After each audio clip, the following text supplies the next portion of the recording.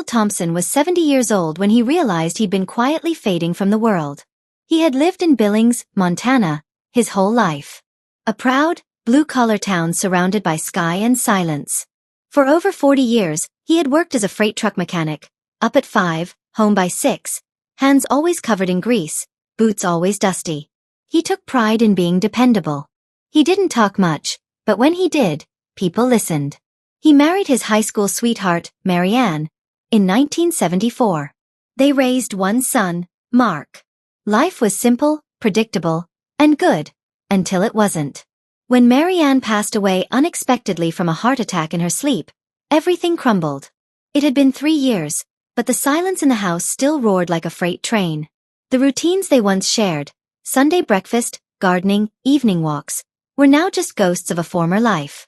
He kept her old slippers under the bed, untouched. Her coffee mug still sat on the counter. He didn't have the heart to move them. Some mornings, he'd talk to her photo. Most days, he didn't talk at all. After retirement, Harold fell into a rhythm of isolation. Wake up. Sit in the recliner. Watch TV. Microwave something for lunch. Sit some more. By dinner, he was usually too tired to cook, so he'd order fast food or eat a sandwich. His weight increased steadily. His legs grew stiff. His doctor visits became more frequent, with prescriptions stacking up like overdue bills. Blood pressure, cholesterol, prediabetes. He was told more than once that if he didn't make changes, the future would be grim. But Harold, like many men his age, just nodded, went home, and did nothing. Change felt impossible. His joints ached. He was always tired. And truthfully, part of him didn't mind the idea of slipping away quietly. Without Mary Ann, the world seemed dull, and his days felt more like obligations than opportunities. Then one July morning, something unexpected happened. His son Mark called. "Hey Dad," Mark said. "So, we're planning a trip to come visit you next month. Me, the kids, Emma and Luke. We want to stay for a couple weeks. The kids have been asking about their grandpa." Harold felt a strange tightness in his chest. Not fear, but something close to it. He hadn't seen his grandkids in person in almost a year. They FaceTimed occasionally, but even then, he struggled to keep up with their energy. They'd talk a mile a minute while he sat motionless, offering a wave and a tired smile. "That's great, son," Harold said. "I'll get the place cleaned up." After the call, he sat in silence for over an hour. Something had stirred. He stared out the window, thinking, not about himself, but about them. The little hands. The giggles. The stories. He remembered how, when Mark was little, they'd build tree houses and play catch until sunset. He remembered the feeling of being needed, of being active, of being someone's hero. But right now, he was no one's hero. Not even his own. That night, for the first time in a long while, Harold got up and opened the closet in the spare room. Inside was an old photo album. He flipped through pages of memories. Vacations, holidays, cookouts. There he was, 35 years old, strong, smiling, holding baby Mark in one arm and a wrench in the other. Mary Ann beside him, beaming. What happened to that man? When did he give up? It was in that moment, staring at his former self, that Harold made a promise. He didn't say it out loud, but he felt it deep in his bones. "I will not let my grandchildren remember me as a man who sat still and faded away. I will fight for these next years. For them, for myself, for Mary Ann." The next morning, he did something simple. He walked 1 block. It was slow. Painful. He had to stop twice to catch his breath. But he did it. The day after, he walked 2 blocks. The week after, he made oatmeal for breakfast instead of pouring a sugary cereal. He bought fruit. He read labels at the grocery store. He dusted off an old exercise mat and began stretching, awkwardly and uncomfortably, in his living room. Each small action became a brick in a path he hadn't walked in decades, the path back to himself. The first few weeks were the hardest. His knees ached. His back felt like it might snap. Old habits whispered constantly, "You're too old for this. Just rest. You've earned it." But every time doubt crept in, he thought of Luke's voice, excited and bright, shouting, "Grandpa, come play." He joined a senior walking group at the local park. There were others like him.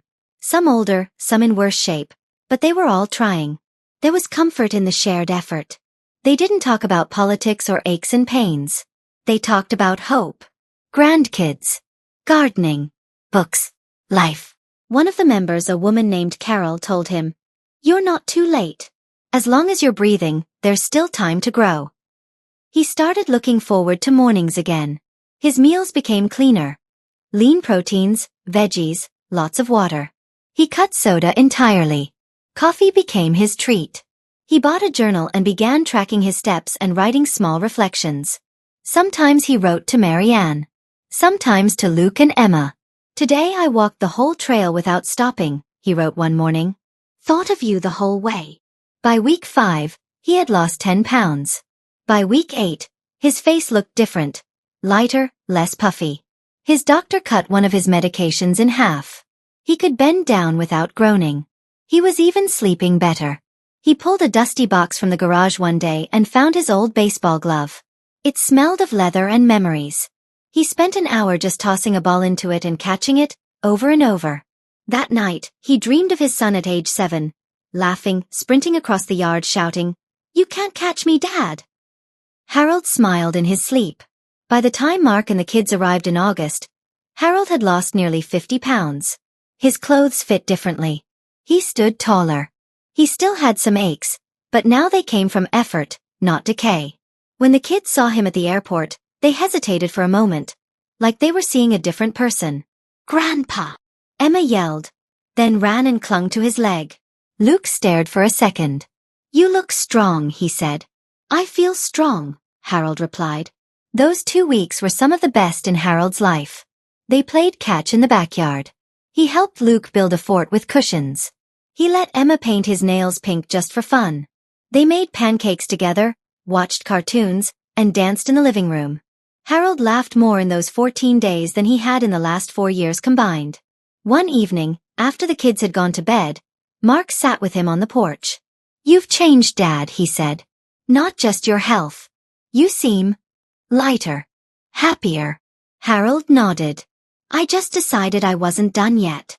As fall rolled in, and the kids returned home, Harold didn't stop. He kept walking, kept writing, kept living. He started volunteering at the library for Children's Reading Hour. He joined a beginner's yoga class. He even reconnected with Carol from the walking group over coffee one morning. He was still 70. But he was no longer old. He was alive. And perhaps most importantly, he knew the truth now. The final chapter doesn't have to be written in decline. It can be written in defiance. In strength. In love. Harold Thompson didn't transform overnight. He didn't chase vanity or try to be someone he wasn't. He simply made a promise. And kept it. To himself. To his grandkids. To life. Because no matter your age, it's never too late to become the person they'll remember forever.